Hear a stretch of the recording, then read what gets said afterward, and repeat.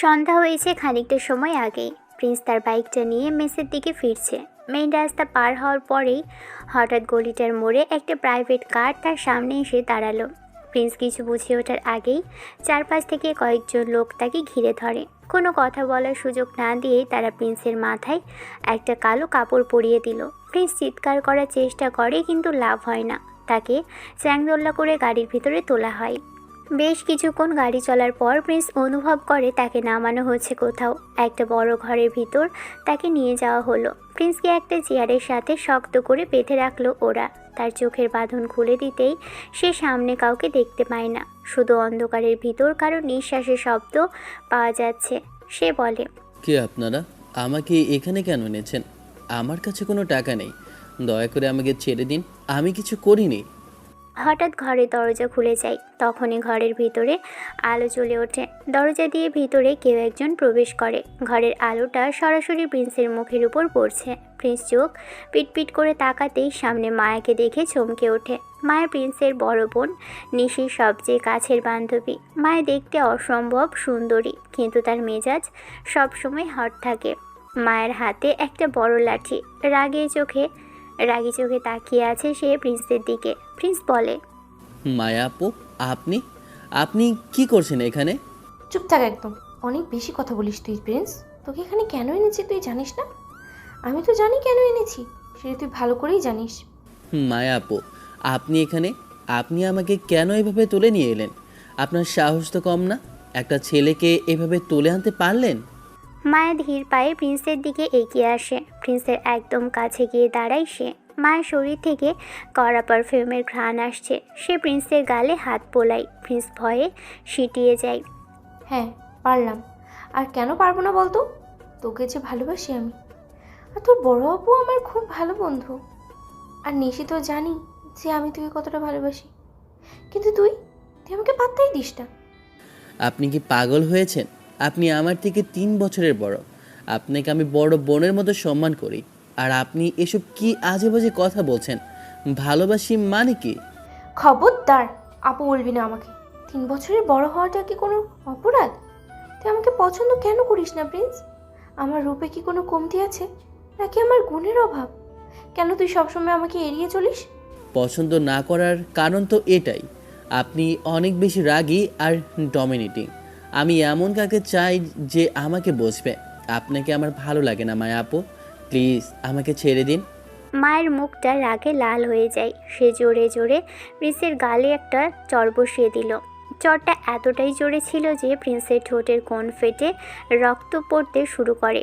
Prince ব্যথায় কোকিয়ে ওঠে। সে অবাক হয়ে মায়ের দিকে তাকিয়ে থাকে। মায়ের চোখে এখন পাগলামি খেলা করছে। তোকে আমি ভালোবাসি প্রিন্স। তোকে দেখার পর থেকেই তোকে নিজের করে পাওয়ার স্বপ্ন দেখেছি, আর তুই আমাকে রিজেক্ট করিস? তোর সাহস তো কম না। আমাকে ভালো লাগে না বলার অধিকারটা তোকে কে দিয়েছে? আপনি মারছেন কেন? মারলে কি ভালোবাসা পাওয়া যায়? আপনি সত্যিই আপনাকে ওভাবে দেখি না। আপনি আমার বড় বোনের মতো, প্লিজ বোঝার চেষ্টা করুন। শোন প্রিন্স, আমাকে জ্ঞান দিবি না। আমি যা চাই তা আমি যেভাবেই হোক আদায় করে নিই। তুই জানিস না মায়া কতটা জেদি। তুই আমায় পছন্দ করিস না বলে আমি তোকে ছেড়ে দেবো? এত সহজ? এত সহজ না। আপনার এই আচরণ আমাকে আরও বেশি ভয় পাইয়ে দিয়েছে। আপনি এইভাবে আমাকে আটকে রাখতে পারেন না, এটা আইনত অপরাধ।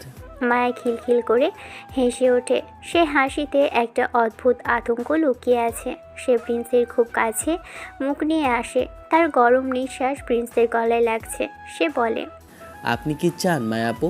আমি কি করলে আপনি আমাকে ছাড়বেন? ছাড়বো, নিশ্চয়ই ছাড়বো, কিন্তু শর্ত আছে। শোন প্রিন্স, তোকে আমি ঠিক 1 সপ্তাহ অর্থাৎ 7 দিন সময় দিচ্ছি। এই 7 দিনের মধ্যেই তুই আমার প্রপোজাল অ্যাকসেপ্ট করবি, আমাকে ভালোবাসার কথা দিবি। আর যদি 7 দিন পার হয়ে যায় আর তুই আমাকে না বলিস, তাহলে তোর খবর আছে। তুই কল্পনাও করতে পারবি না আমি তোর সাথে কি করতে পারি। আপনি আমাকে জোর করছেন। ভালোবাসা জোর করে হয় না মায়া আপু। 7 দিন কেন, 7 বছর দিলেও আমার উত্তর একই থাকবে। মায়া আবার তার হাতে থাকা লাঠিটা শক্ত করে ধরল। মেঝের উপর জোরে একটা বাড়ি দেয়। বিকট শব্দে ঘরটা কেঁপে ওঠে। প্রিন্স চোখ জোড়া বন্ধ করে ফেলে। মায়া বলে, যে দেখাস না প্রিন্স, আমার সাথে আমার জেদের সামনে কেউ টিকতে পারে না। মনে রাখিস তুই আমার নজরে আছিস, তোর সব গতিবিধি আমি জানি। এই এক সপ্তাহ তোকে আমি এক মুহূর্তের জন্য শান্তিতে থাকতে দেবো না।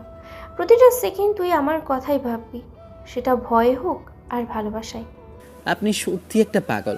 আমি বাসায় গিয়ে বড় আপুকে সব বলবো। বলিস, নিশিকে সব বলিস। নিশিকে তো আমি আগেই বলেছি যে তোকে আমার চাই। নিশি তো হেসেই অস্থির, সেও চায় আমি যেন তার ভাইয়ের বউ হয়ে সেই বাসায় যাই। এবার বুঝলি তো তোর পালানোর কোনো পথ নেই। আপনারা সবাই মিলে আমাকে পাগল বানিয়ে দিবেন। মায়া আপু, আপনি কি বুঝছেন না এটা অন্যায়? মায়া কোনো উত্তর দেয় না। সে দরজার দিকে এগিয়ে যায়, যাওয়ার আগে একবার পিছনে ফিরে তাকায়। প্রিন্সের দিকে তাকিয়ে একটা ফ্লাইং কিস ছুঁড়ে দিয়ে বলে, আজকের মতো তোকে ছাড়লাম, তবে তোমার টাইম শুরু হয়ে গেছে প্রিন্স। এক সপ্তাহ, মাত্র 7টা দিন। নিজের ভালো চাইলে বুদ্ধিমানের মতো সিদ্ধান্ত নেবা, না হলে তোমার এই আদরের জীবনটা আমি নরক বানিয়ে দেব। Good night my future husband. Maya ঘর থেকে বেরিয়ে যায় এবং বাইরে থেকে তালা লাগিয়ে দিল ঘরে। প্রিন্স অন্ধকারের মধ্যে একা চেয়ারে বাঁধা অবস্থায় বসে থাকে। তার গালে চড়ের দাগটা জ্বলছে। সে ভাবতেই পারছে না মায়া এমন কিছু করতে পারে। নিশি আপুর বান্ধবী হয়েও যে কতটা ভয়ঙ্কর হতে পারে তা প্রিন্স আজ প্রথম বুঝল। প্রিন্সের শরীর ভয়ে কাঁপছে। এক সপ্তাহ সময় খুব কম, এরই মধ্যে তাকে কিছু একটা করতেই হবে। কিন্তু মায়ের মতো জেদি মেয়ের হাত থেকে সে কিভাবে বাঁচবে? অন্ধকার ঘরে একা প্রিন্স ছটফট করতে থাকে। তার মাথার ভিতর শুধু মায়া সেই রাগী মুখটা আর চ্যালেঞ্জটা ঘুরপাক খাচ্ছে। প্রিন্স ওর বন্ধুদের ফোন করে। মায়া যে তাকে কোথায় এনেছে সে জানে না। রাকিব, আমাকে নিয়ে যা। আমি কোথায় আছি জানি না। ফোন থেকে লোকেশন বের করে নিয়ে যা আমাকে। মায়া আপু আমাকে আটকে রেখেছে। আচ্ছা, আমরা আসছি, অপেক্ষা কর। প্রিন্স চেয়ারে গিয়ে বসে, ভাবতে থাকে আগের কথা। অন্ধকার ঘরটাতে একা বসে প্রিন্স সেই পুরনো দিনগুলোর কথা ভাবছে। আজ থেকে ঠিক 1 বছর আগের কথা। তখন থেকেই কি মায়ের মনের ভিতরে এই জেদ দানা বেঁধেছে? প্রিন্স চোখ বন্ধ করে সেই দিনটার স্মৃতি রোমন্থন করতে থাকে। সেদিন বিকেলবেলা প্রিন্স তার রুমে বসে ল্যাপটপে কাজ করছে। হঠাৎ কলিং বেল বেজে ওঠে। রেহেনা বেগম দরজা খুলতেই দেখে তার বড় বোন নিশি হন্তদন্ত হয়ে ভিতরে ঢুকছে। নিশির চোখ মুখ লাল হয়ে আছে আর সে রীতিমতো কাঁদছে। নিশি সোফায় ধপাস করে বসে পড়ে, কান্নায় ভেঙে পড়ে। নিশির কান্নার শব্দ শুনে রেহেনা বেগম বলে, কিরে নিশি, কাঁদছিস কেন? কি হয়েছে তোর? কোনো সমস্যা? ঠিক আছিস তুই? আর বলো না মা, রাস্তাঘাটে চলাফেরা করা একদম দায় হয়ে গেছে। একটা ছেলে রোজ আমাকে আর আমার বান্ধবী মায়াকে খুব বিরক্ত করে। বলিস কি? কে সেই ছেলে? তোরা এইসব ছেলেদের সাথে নিজেদের জড়াস কেন? এড়িয়ে চললেই তো পারিস। কি ঝামেলা বাদালি রে? মা, এড়িয়ে যাওয়ার চেষ্টা তো করি, কিন্তু সে তো ছাড়ে না। তার নাম সুমন। সে নাকি এলাকার কোনো এক সংগঠনের সহসভাপতি। সে নিজেকে অনেক বড় নেতা মনে করে। আজ তো সে সব সীমা ছাড়িয়ে গেছে মা। আমাদের রিক্সা থামিয়ে আজে বাজে কথা বলছিল, হুমকিও দিয়েছে। বলেছে আমাদের নাকি তুলে নিয়ে যাবে। ঠিক সেই সময় প্রিন্স ঘর থেকে বেরিয়ে আসে। আপুকে কাঁদতে দেখে তার টেনশন বেড়ে যায়। সে দ্রুত পায়ে নিশির সামনে এসে দাঁড়ালো। প্রশ্ন করে, নিশি আপু, তুমি কাঁদছো কেন? কি হয়েছে তোমার? সবটা খুলে বলো তো আমাকে। নিশি তখন কাঁদতে কাঁদতে সুমনের সব কিছু প্রিন্সকে বলে। সুমন লোকটা যে কতটা নীচ আর কতটা বিরক্তিকর সেটা শুনে প্রিন্সের হাত মুঠো হয়ে আসে রাগে। আচ্ছা ঠিক আছে, তুমি শান্ত হও। কালকে আমি তোমাদের সাথে যাব, দেখি সে কত বড় নেতা আর কি করতে পারে। তুই যাবি? পাগল হয়েছিস? তুই তো সবার ছোট প্রিন্স। তুই কি করবি ওর সাথে? ওরা অনেক ভয়ঙ্কর। ওই সুমন লোকটা একা থাকে না, ওর সাথে সবসময় 4-5 জন ছেলে থাকে। তুই বিপদে পড়বি। চিন্তা করিস না আপু, তোর ভাই সব পারবে। আমি শুধু দেখতে চাই সে কতটা বাড়াবাড়ি করতে পারে। প্রিন্স চলে আসে। কয়েকজনকে ফোন করে সে। ওদিকে নিশি মায়াকে ফোনে সব জানায়। সে বলে যে কাল তার ছোট ভাই প্রিন্স তাদের সাথে যাবে সুমনকে দেখতে। মায়া ফোনের ওপাশে খিলখিল করে হেসে ওঠে, বলে, কি বললি নিশি? তোর ওই চশমা পরা শান্ত ছোট ভাই আমাদের হেল্প করবে? ও তো একটা পিচ্ছি। ও কি করবে ওই গুন্ডাদের সাথে? তুই কি পাগল হয়ে গেছিস? এর থেকে আমরা লোক ভাড়া করব। ডিপির ছোট ভাই তো আমাদের পেছনে পড়ে আছে, ওর থেকে হেল্প তো নিলে কাজ হয়ে যাবে। আরে না, ও হলো আরেক ঝামেলাবাজ। এক সমস্যা থেকে বাঁচতে পরে আরও সমস্যা বাড়বে।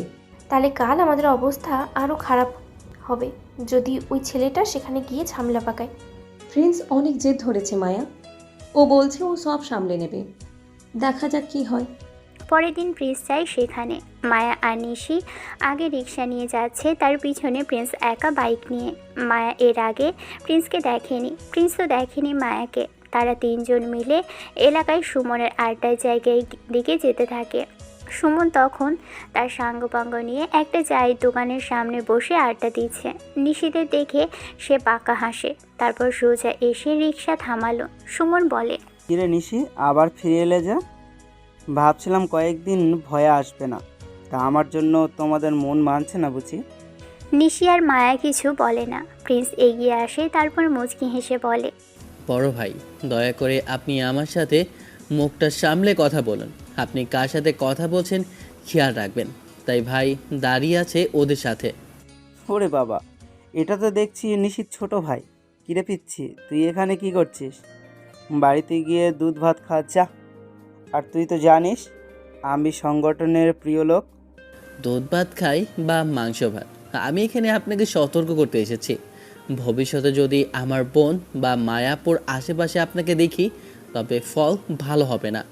সুমন হাসতে হাসতে প্রিন্সের খুব কাছে গিয়ে দাঁড়ালো এবং তার শার্টের কলার ধরার চেষ্টা করে। প্রিন্স এক ঝটকায় সুমনের হাত সরিয়ে দেয়। সুমনের সাঙ্গপাঙ্গরা চারপাশ থেকে ঘিরে ধরে প্রিন্সকে। কি করবি তুই ছোট ভাই হয়ে? অনেক তো লাপাচ্ছিস, দেখবি তোর চোখের সামনে তোর বোনদের কি করব। পারলে আটকা, দেখ আমি কি করি। হঠাৎ সুমন মায়ের দিকে এগিয়ে যায়। মায়া কিছু বুঝে ওঠার আগেই সুমন মায়ের গায়ের ওড়নার এক প্রান্ত ধরে জোরে টান দেয়। মায়ের ডাল সামলাতে না পেরে সামনে ঝুঁকে পড়ে। সুমন অসভ্যের মতো মায়ের কোমরে হাত রাখে এবং তাকে নিজের দিকে টেনে নেওয়ার চেষ্টা করে। ছাড়ুন আমাকে, অসভ্য লোক। মায়ের চিৎকার শুনে প্রিন্সের মাথার তার ছিঁড়ে যায়। সে এক মুহূর্ত দেরি করে না, সে মায়ের হাত থেকে সুমনের হাতটা ঝটকা দিয়ে সরিয়ে দিল। তারপর শরীরের সমস্ত শক্তি সঞ্চয় করে সুমনের চোয়ালে জোরে একটা ঘুষি বসিয়ে দিল সে।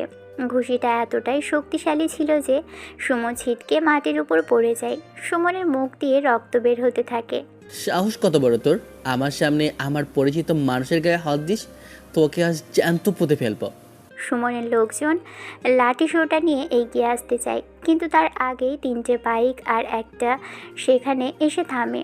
বাইক থেকে প্রিন্সের 9 জন বন্ধু নেমে আসে। তাদের সবার হাতে হকি স্টিক আর চেন। প্রিন্সের বন্ধুরা সবাই বেশ রাগী। অবস্থা বেগতিক দেখে সুমনের সাঙ্গপাঙ্গরা থমকে দাঁড়ায়। তারা বুঝতে পারে প্রিন্স একা আসেনি। কিরে সুমন, তোকে তো বহুদিন ধরে ইচ্ছে ছিল পিটাবো, এবার কই যাবি? আর পারবি? এবার তোকে পিটিয়ে এই রাস্তা পরিষ্কার করে দিব। সুমন তখন মাটিতে পড়ে কাঁপছে।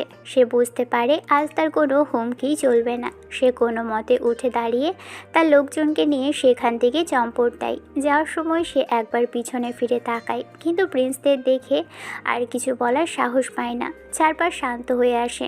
মায়া ভয় পেয়েছে, তার ওড়নাটা একপাশে ঝুলে আছে। প্রিন্স তীর পায়ে মায়ের দিকে এগিয়ে যায়।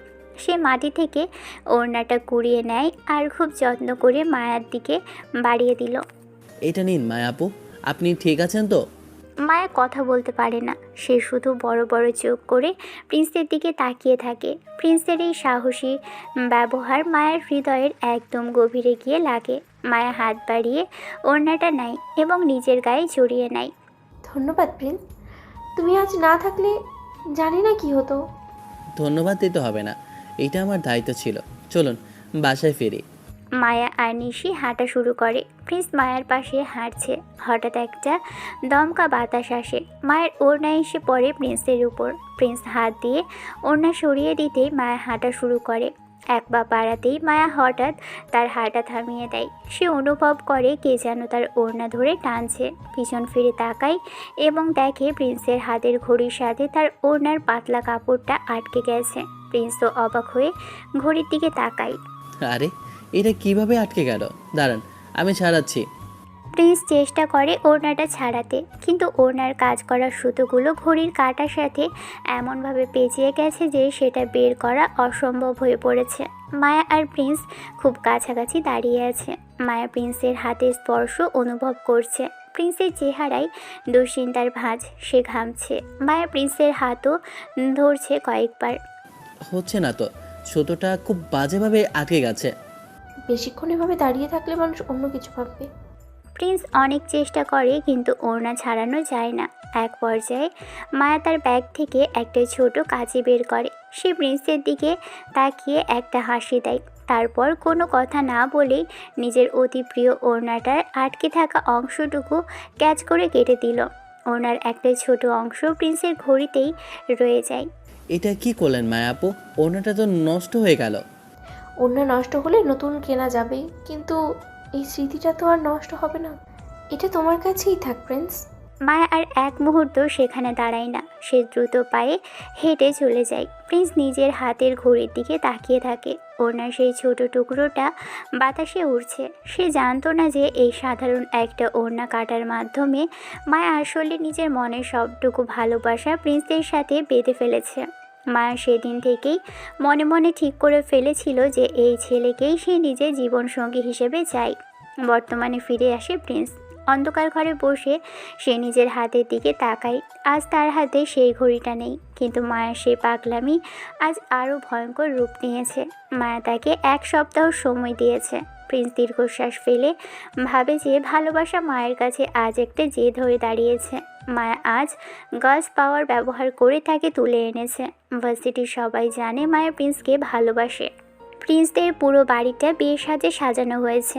নিশিয়াপুর বিয়ে আর মাত্র কয়েকদিন বাকি। আজ বাসায় গায়ে হলুদের অনুষ্ঠান। আত্মীয় স্বজনে বাড়িটা একেবারে কিচকিচ করছে। প্রিন্স খুব ব্যস্ত। তাকে প্যান্ডেলের তদারকি থেকে শুরু করে মেহমানদের আপ্যায়ন সবটাই দেখতে হচ্ছে। তার পরনে একটা হলুদ রঙের পাঞ্জাবি আর সাদা পায়জামা। বাড়ির উঠানে হলুদের স্টেজটা খুব সুন্দর করে সাজানো হয়েছে। সাউন্ড বক্সে বাজছে বিয়ের গান। ছোট ছোট ছেলে মেয়েরা সারা বাড়িময় দৌড়াদৌড়ি করে বেড়াচ্ছে। প্রিন্স হাতে একটা মিষ্টির প্যাকেট নিয়ে ড্রয়িং রুমের দিকে যাচ্ছে। ঠিক সেই সময় গেট দিয়ে একটা মেয়ে ভিতরে ঢোকে। মেয়েটার পরনে বাসন্তী রঙের একটা সুতি শাড়ি আর কানে ঝুমকো, কপালে ছোট্ট একটা টিপ। মেয়েটাকে দেখে প্রিন্সের হাতের মিষ্টির প্যাকেটটা প্রায় পড়ে যাওয়ার উপক্রম। সে স্থির হয়ে দাঁড়িয়ে মেয়েটার দিকে তাকিয়ে থাকে। মেয়েটার হাঁটা চলা আর তাকানোর ভঙ্গিতে কেমন একটা অদ্ভুত জাদু আছে। প্রিন্সের মনে হয় সে যেন কোনো রূপকথার রাজকন্যাকে দেখছে, কিন্তু মেয়েটার চেহারাটা কেমন যেন চেনা চেনা লাগে। প্রিন্স ভ্রু কুঁচকে ভাবে যে এই চেহারার কাউকে সে আগে কোথাও দেখেছে কিনা। প্রায় মায়ের মতোই দেখতে মেয়েটা, কিন্তু মায়ের চোখে মুখে যে উগ্রতা থাকে এই মেয়েটার মধ্যে সেটা একদমই নেই। এই চোখে একটা গভীর প্রশান্তি আর মুখে শান্ত ভাব লেগে আছে। প্রিন্স নিজের মাথা ঝাঁকিয়ে মায়ের চিন্তাটা ঝেড়ে ফেলার চেষ্টা করে। মায়ের মুখটা একদম মনে করতে চায় না সে। মনে মনে বলে, এত সুন্দর মেয়ে আমাদের বাসায় আগে কখনো আসেনি।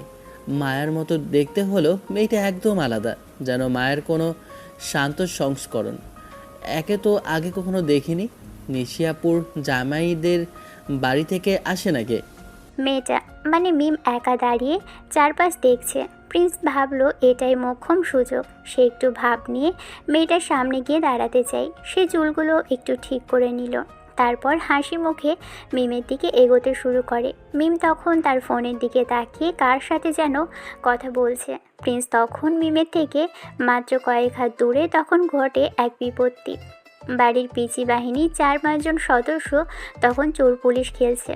তারা সারা বাড়ি টর্নেডোর মতো দাপিয়ে বেড়াচ্ছে। প্রিন্স মিমের দিকে তাকিয়ে হাঁটছে বলে পিছনে খেয়াল করে না। হঠাৎ পিচিদের মধ্যে একটা ছেলে প্রচণ্ড বেগে দৌড়তে দৌড়তে এসে প্রিন্সের গায়ের উপর আছড়ে পড়ে। প্রিন্স সামলাতে না পেরে সামনের দিকে হুমড়ি খেয়ে পড়ে যায়। ঠিক সেই মুহূর্তে সামনে মিম দাঁড়িয়েছিল। প্রিন্স জোরে মিমের উপর গিয়ে আছড়ে পড়ে। মিম অপ্রস্তুত অবস্থায় তাল সামলাতে না পেরে পিছনের দিকে উল্টে পড়ে আর তার উপর গিয়ে পড়ে প্রিন্স। আর প্রিন্সের ঠোঁট লেগে যায় মিমের ঠোঁটের সাথে। মাটিতে পড়ে গিয়ে মিম যন্ত্রণায় চিৎকার করে ওঠে। প্রিন্স তখনও মিমের খুব কাছে। তাদের দুজনের নিঃশ্বাস একে অপরের গায়ে লাগছে। কয়েক মুহূর্তের জন্য পুরো পৃথিবীটা যেন থেমে যায়। প্রিন্স মিমের চোখের দিকে তাকিয়ে সম্মোহিত হয়ে গেল, কিন্তু সেই মোহ বেশিক্ষণ টেকে না। মিম জোরে প্রিন্সকে ধাক্কা দিয়ে সরিয়ে দিল।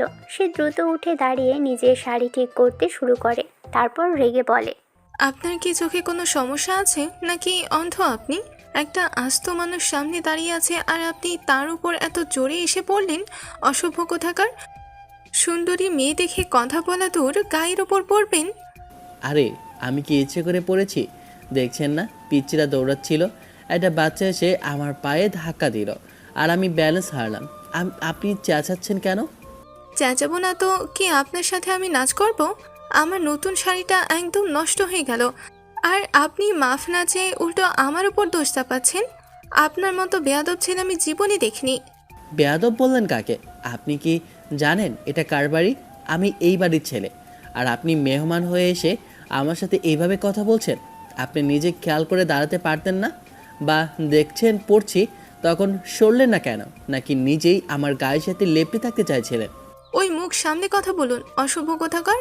আর বাড়ির ছেলে বলে কি আপনি মানুষের উপর ঝাঁপিয়ে পড়ার লাইসেন্স পেয়ে গেছেন নাকি? আপনি তো দেখছি একটা নিচ মনের মানুষ। চেহারা দেখে মনে হয় ভদ্র, কিন্তু কথাবার্তা তো বস্তির মতো। কি বললেন? বস্তির মতো? আপনার সাহস তো কম না? আপনাকে আমি এখানে প্রথম দেখলাম আর আপনি প্রথমবারে ঝগড়া শুরু করে দিলেন। দেখতে তো খুব কিউট, কিন্তু ব্যবহারে তো দেখছি তার থেকেও খারাপ। আপনার থেকে কি আমার ব্যবহার সার্টিফিকেট নিতে হবে নাকি?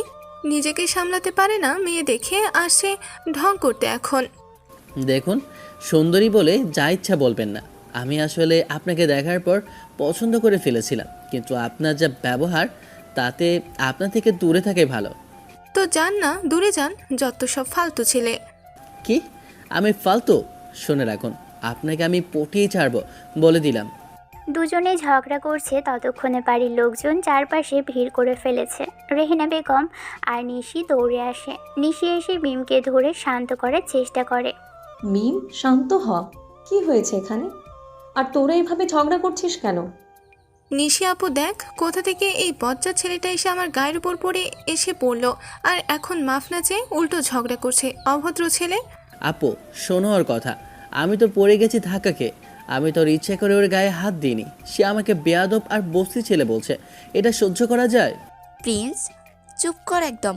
মেহমানের সাথে এভাবে কথা বলে না। মিম্মা তুমি রাগ করো না, ও একটু চঞ্চল ছেলে তো, তাই হয়তো এমন হয়েছে। হ্যাঁ প্রিন্স, ও হলো তোর দুলাভাইয়ের মামাতো বোন, আমার পরিচিত। বিয়ের দিন অবধি ও এখানেই থাকবে। মায়ার আসার কথা ছিল, কিন্তু মায়া গেছে আন্টি মানে ওর মায়ের সাথে গ্রামে। কী যেন কারণে বলেছিল মনে নেই, তাই তোর দুলাভাই মিমকে পাঠালো। মায়া থাকলে এত প্যারা হতো না। যাই হোক, মিম কিন্তু তোর থেকে 1 বছরের সিনিয়র। আর মিম, ও হলো আমার ভাই প্রিন্স। ও একটু দুষ্টু, বুঝলি? দুষ্টু না আপু, ও একটা বেয়াদব। আমি এখানে এসেছি তোমার গায়ে হলুদ মাখাতে, কিন্তু এই ছেলের মুখ দেখলে আমার বমি আসতে চাচ্ছে। আমার সাথে আর একবারও কথা বলার চেষ্টা করবি না তুই, করলে কিন্তু ভালো হবে না। আমারও বয়ে গেছে আপনার সাথে কথা বলতে। আপনার মতো এমন মেয়েকে আমারও পছন্দ না। রূপ থাকলেই মানুষ হয় না, মানুষের মন সুন্দর থাকতে হয়। আপনার তো সেইটাই নেই। নিশি প্রিন্সকে এক প্রকার টেনে সেখান থেকে সরিয়ে নিয়ে যায়। মিম তখনও রাগে কাঁপছে। আত্মীয়রা সবাই হাঁ করে এই কাণ্ড দেখছে। প্রিন্স নিজের রুমে গিয়ে বসে থাকে। তার মনটা বিষিয়ে গেছে। সে ভেবেছিল মেয়েটা কতই না শান্ত হবে, কিন্তু সে তো আজ তো একটা বাঘিনী। কিন্তু প্রিন্সের মনে বারবার একটা প্রশ্নই ঘুরছে যে মেয়েটা কে, আর নিশি আপু ওকে মিম নামে ডাকছে কেন। নিজের মনে বলে, মিম, মায়া আর মিম নামের কি কোনো মিল আছে? আর চেহারা তো কিছুটা এক, শুধু চুল, হাইট, নাক আলাদা। মেয়েটা কে হতে পারে? ড্রয়িং রুমে তখন নিশি মিমকে ঠান্ডা শরবত দিচ্ছে। মিম তখনও শান্ত হতে পারছে না। তার শাড়িতে ময়লা লেগে গেছে। প্রিন্সের গায়ের পারফিউমের ঘ্রাণ তখনও তার নাকে লাগছে। রাগের মাথায় সে খেয়াল করেনি, কিন্তু মনে মনে সেও ভাবছে যে প্রিন্স ছেলেটা দেখতে বেশ হ্যান্ডসাম, কিন্তু তার অহংকার আর বেয়াদবি মিমের সহ্য হচ্ছে না। আপু তোমার ভাই কি সব সময় এমন উড়োচণ্ডী? সে তো আজ আমার জান বের করে দিচ্ছিল। আরে না, প্রিন্স আসলে খুব ভালো ছেলে। আজ হয়তো কোনো কারণে মেজাজ খারাপ ছিল। তুই ওর কথা মন থেকে ঝেড়ে ফেল। চল তোকে হলুদের সাজটা দেখাই। ওরা বসে গল্প করে। প্রিন্স দূরে বসে মিমকে দেখতে থাকে। মিম যখন হাসছে তখন তাকে আরও বেশি সুন্দর লাগছে। গায়ে হলুদের ঝগড়ার পর বাড়ির পরিবেশটা থমথমে হয়ে গেল। প্রিন্স নিজের ঘরে শুয়ে ছটফট করছে। তার মাথার ভিতর শুধু মিমের সেই রাগী মুখটাই ঘুরছে। মেয়েটা দেখতে ঠিক যেন মায়ার কার্বন কপি, কিন্তু তার মেজাজ মায়ার থেকেও কয়েক গুণ বেশি চড়া। প্রিন্স আয়নার সামনে দাঁড়িয়ে নিজের পাঞ্জাবিটা ঠিক করে। সে মনে মনে জেদ ধরে যে এই রাগী মেয়েটাকে সে পটাবেই। প্রিন্স জানে যে রাগী মেয়েদের মন জয় করতে হলে সরাসরি তর্কে যাওয়া চলে না, তাদের ইগোতে আলতো করে টোকা দিতে হয়, আর ছেলে বলে নিজের উপস্থিতিকে অপরিহার্য করে তুলতে হয়। পরদিন সকালে নিশি আপুর বিয়ের কেনাকাটার জন্য মিম আর নিশি শপিং মলে যাওয়ার প্রস্তুতি নিচ্ছে। প্রিন্স ড্রয়িং রুমে বসে পত্রিকা পড়ার ভান করে। মিম যখন সিঁড়ি দিয়ে নিচে নামে তখন তার পরনে একটা অ্যাশ রঙের কামিজ। মিমকে দেখতে আজ আরও বেশি মায়াবী লাগছে। মিম প্রিন্সকে দেখেই মুখ ঘুরিয়ে নেয় এবং নিশির সাথে কথা বলতে শুরু করে।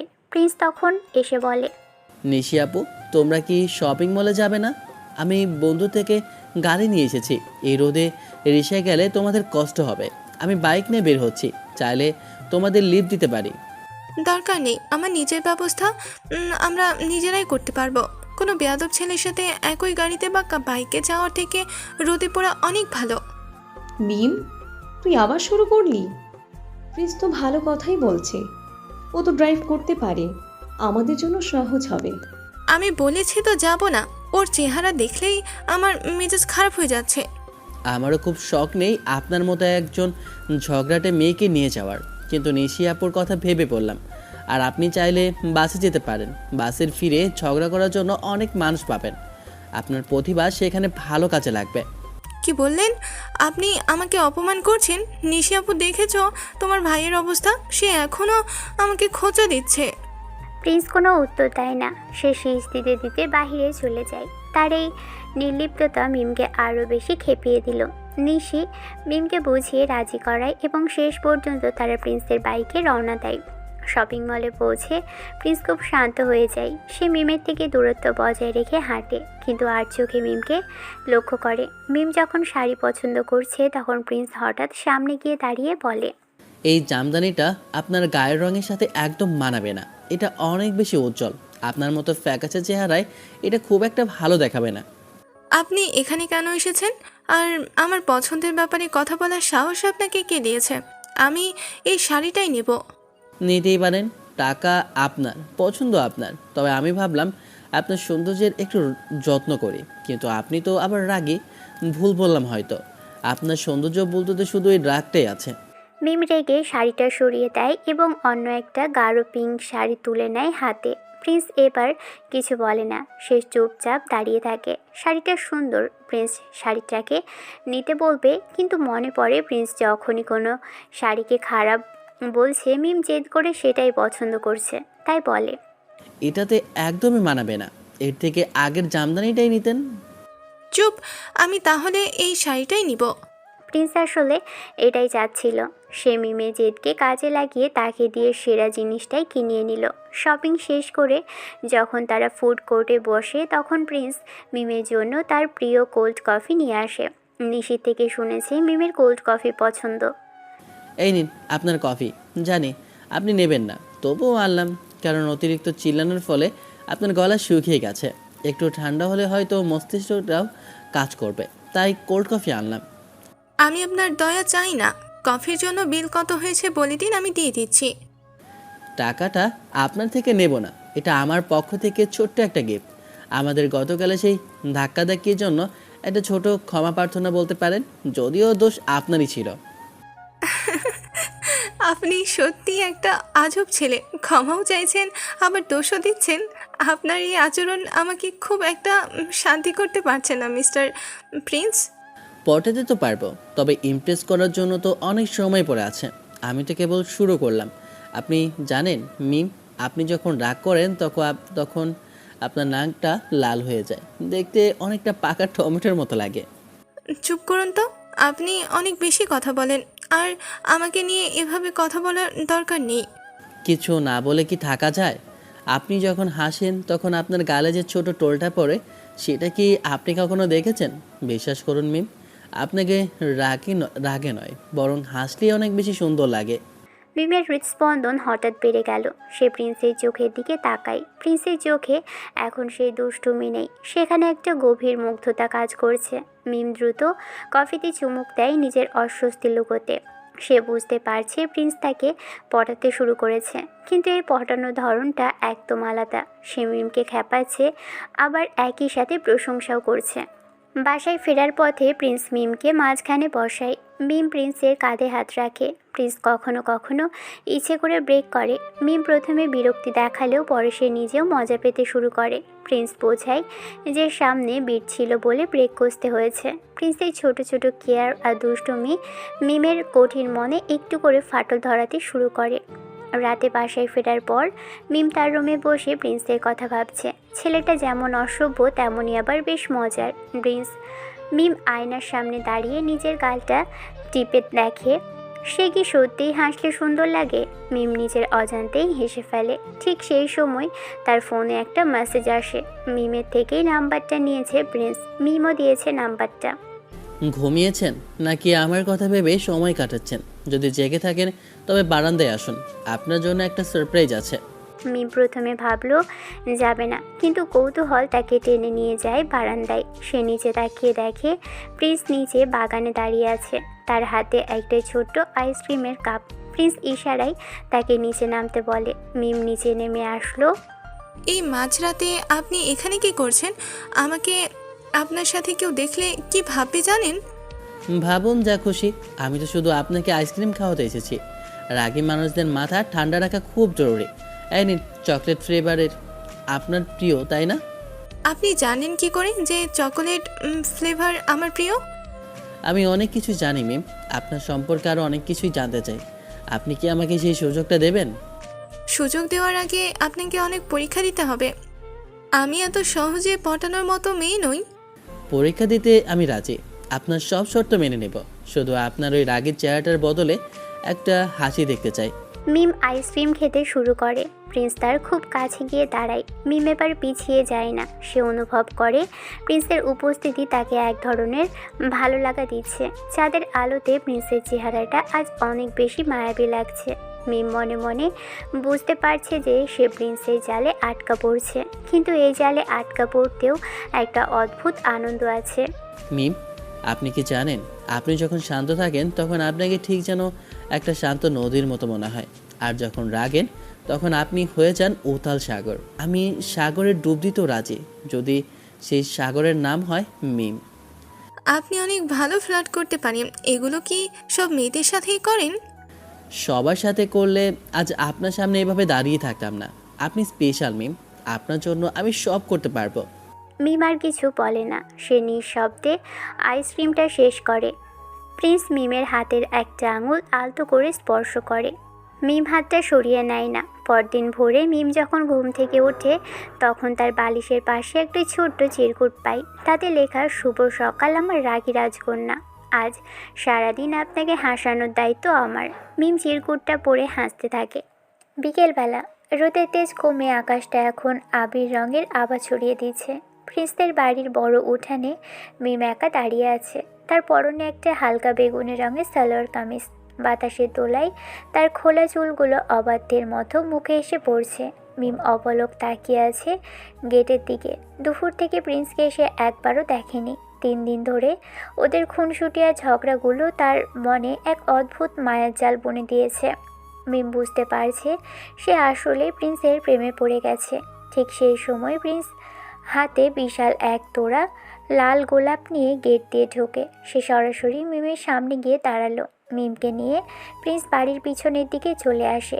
মিম একটু অবাক হয়ে তাকায়। প্রিন্স কোনো ভূমিকা না করে হঠাৎ মিমের সামনে হাঁটু মুড়ে বসে পড়ে। মিম লজ্জায় আর বিস্ময়ে দুহাত দিয়ে মুখ ঢেকে ফেলে। মিম, তোমাকে একটা কনফেশন দিই। আমি আগে একদম নর্মাল মানুষ ছিলাম, সময় মতো খেতাম, পড়তাম, ঘুমাতাম, লাইফ একদম সিম্পল। তারপর তুমি এলে আর আমার ব্রেন পুরো আপডেট নিয়ে নিল। এখন 24 ঘন্টা 7 দিন শুধু মিমি মাথার মধ্যে রান হয়। কি বলছো এসব প্রিন্স? পাগল হয়েছো নাকি? ওঠো, সবাই দেখছে। না, উঠবো না, সিরিয়াসলি বলছি। তোমাকে দেখার পর থেকে আমার হাতটা খুব অদ্ভুত আচরণ করছে। আগে ঠিকঠাক কাজ করতো, এখন তোমাকে দেখলেই ধুকধুক না করে সরাসরি ডিজে পার্টি শুরু করে দেয়। ডাক্তার দেখাতে গিয়েছিলাম, উনি বলল এই রোগের নাম মিমলাভ ভাইরাস। এর একটাই ট্রিটমেন্ট, মিমকে নিজের করে নাও। তাই বুঝি? ডাক্তার তো খুব বুদ্ধিমান। আর আর কি বলেছে? আর একটা কথা, আমি নাকি খুব ফোকাসড মানুষ ছিলাম, কিন্তু এখন অবস্থা এমন, বই খুললে তোমার মুখ দেখি, ফোন ধরলে তোমার কথা ভাবি, এমনকি আয়নায় নিজের চেহারার জায়গাও মাঝে মাঝে তোমাকেই দেখতে পাই। এইটাই কি নর্মাল, নাকি আমি পুরো শেষ? মিম, আমি তোমাকে 4 তারা এনে দিতে পারবো না, কিন্তু চাইলে তোমার জন্য শেষ পিস চিকেনটাও ছেড়ে দিতে পারি। আর বিশ্বাস করো, এটা আমার জন্য অনেক বড় স্যাক্রিফাইস। তো এত সব সিমটম, এত সব স্যাক্রিফাইসড, এত সব কনফিউশন দেখে একটা সোজা প্রশ্ন, তুমি কি আমার লাইফে ফিক্সড বাক হয়ে যাবে? মানে গার্লফ্রেন্ড হয়ে আমার এই পাগলামিটাকে অফিসিয়ালি বৈধ করে দেবে? মিম খিলখিল করে হেসে ওঠে। মিমের এমন পাগলাটে আর কিউট প্রপোজাল শুনে তার চোখের কোণে আনন্দের পানি চলে আসে। সে হাত বাড়িয়ে ফুলের তোড়াটা নেয়। মিম অনুভব করে যে এই ছেলেটার সাথে থাকলে তার সারা জীবন এমন হাসিতেই কাটবে। জানো প্রিন্স, ছোট থেকে মা বাবার পর আমাকে কেউ এতটা ভালোবাসা দিয়েছে। আরেকজন ভালোবাসে, সে হলো আমার আপু। তবে তুমি হলে সবার উপরে। আমি ভাবিনি কখনো কারো প্রেমে পড়ব, কিন্তু তুমি ছেলেটা আসলেই অন্যরকম কিউট। তোমার সাথে আমার অনেক অনেক মিল। তুমি যেমন কোল্ড কফি পছন্দ করো, আমারও তাই। দুজনের এত মিল, হয়তো ওপরওয়ালা চাই আমি তোমাকে ভালোবাসি। প্রিন্স মিমের হাত ধরে উঠে দাঁড়ায়। দুজনের চোখের দৃষ্টি এক বিন্দুতে এসে মিলিত হয়। মিম লাজুক হেসে প্রিন্সকে জড়িয়ে ধরে। প্রিন্সও মিমকে নিজের বুকের মধ্যে আগলে নেয়। মিমের চুলের ঘ্রাণ প্রিন্সের ইন্দ্রিয়গুলোকে মাতাল করে দেয়। তারা ভুলে যায় চারপাশের জগতের কথা। ভালোবাসা যখন পূর্ণতা পায়, তখন সব বাধা যেন তুচ্ছ মনে হয়। তোমাকে কোনোদিন ছেড়ে যাব না মিম, তুমি আমার জীবনের সেরা প্রাপ্তি। আমিও তোমাকে খুব ভালোবাসি প্রিন্স, সবসময় এভাবেই আগলে রেখো আমায়। বেশ কিছুক্ষণ পর প্রিন্স মিমকে ছেড়ে দিয়ে মুচকি হাসে, তারপর চলে আসে সেখান থেকে। মিম তখনও বাড়ির পিছনে দাঁড়িয়ে নিজের হাতের ফুলগুলোর দিকে তাকিয়ে আছে।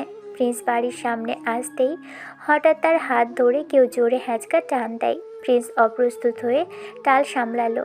সে তাকিয়ে দেখে সামনে মায়া দাঁড়িয়ে আছে।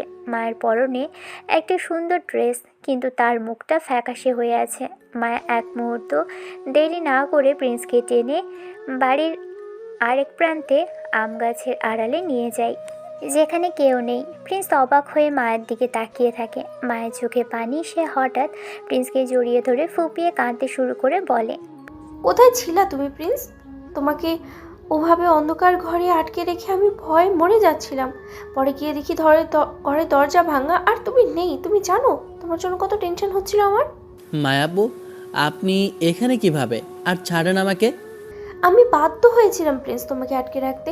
তোমাকে হারানোর ভয়ে আমি পাগল হয়ে গিয়েছিলাম। তুমি জানো না, প্রথম দেখাতে আমি তোমার প্রেমে পড়েছি। তারপর ভার্সিটি থেকে শুরু করি সবখানি তোমাকে আমি কেয়ার করেছি। ওই দিন রাতে হঠাৎ মায়ের সাথে গ্রামে চলে যেতে হয় নানুর অসুস্থতার জন্য। ফোন নিতে পারিনি কারণ তাড়াহুড়ো ছিল। কোনো খোঁজ খবর নিতে পারিনি তোমার। ওইদিকে শুনলাম তোমার বোনের বিয়ে ঠিক হয়েছে, কালকে বিয়ে, তাই আমি আজকেই চলে এসেছি। তোমাকে ছাড়া ভালো লাগে না প্রিন্স, আমাকে ক্ষমা করে দাও। আমি তোমাকে অনেক ভালোবাসি। প্রিন্স পাথর হয়ে দাঁড়িয়ে থাকে। মায়ের গায়ের স্পর্শ তাকে সেই রাতের কথা মনে করিয়ে দিচ্ছে। মায়া তাকে নিজের বুকে চেপে ধরে ফুপিয়ে কাঁদছে। প্রিন্সের মনে হচ্ছে সে একটা বিশাল গোলকধাঁধায় পড়ে গেছে। একদিকে মিমের ভালোবাসা আর অন্যদিকে মায়ের এই পাগলামি। মায়া জানে না সে যে প্রিন্স কাউকে ভালোবাসে। তুমি কথা বলছো না কেন প্রিন্স? আমাকে কি এখনো ঘৃণা করো? দেখো, আমি তোমার জন্য সব ছেড়ে চলে এসেছি। এখন আর কোনো বাধা নেই। আমি তোমাকে আমার করেই ছাড়বো। তবে তোমাকে যদি কেউ নিতে চায়, তাকে মেরেও ফেলতে পারি আমি। প্রিন্স মায়ের হাত থেকে নিজেকে ছাড়ানোর চেষ্টা করে, কিন্তু মায়া আরও শক্ত করে তাকে জাপটে ধরে। মায়ের চোখে সেই উন্মাদনা আবারও ফিরে আসছে। প্রিন্স বুঝতে পারে যে এই ঝড় সহজে থামার নয়। মিম যদি এখন তাদের এভাবে দেখে ফেলে, তবে সব শেষ হয়ে যাবে। মায়াপু, ছাড়ুন আমাকে, কেউ দেখে ফেলবে। আপনি এখানে এসেছেন আপুর জন্য, কিন্তু আমার থেকে দূরে থাকুন। আর এখন এসব বলার সময় নয়। সময় আমি তৈরি করে নেব প্রিন্স। তোমাকে আমি আর হারাতে চাই না। ওই 7 দিনের কথা বলেছিলাম না তোমাকে, মনে আছে তো তোমার আমার কথা? প্রিন্স কোনো উত্তর দেয় না। সে দূরে দাঁড়িয়ে থাকা মিমের কথা ভাবে। মিম তার নিজের রুমে বসে জানালার বাইরে তাকিয়ে আছে। তার ঠোঁটের কোণে একটা হাসি লেগে আছে। টেবিলের উপর রাখা সেই লাল গোলাপের তোড়াটা থেকে একটা মিষ্টি ঘ্রাণ সারা ঘরে ছড়িয়ে পড়ছে।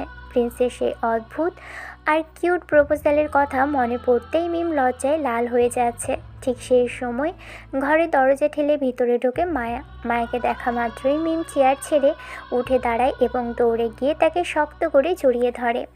আপু, কখন এলে তুমি?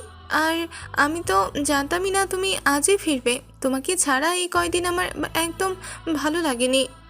এই তো মাত্র এলাম রে। নানুর অবস্থা এখন কিছুটা ভালো, তাই মা ওখানেই আছে আর আমি চলে এলাম।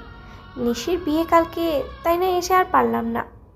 জানো আপু, আমার জীবনে খুব সুন্দর একটা ঘটনা ঘটেছে।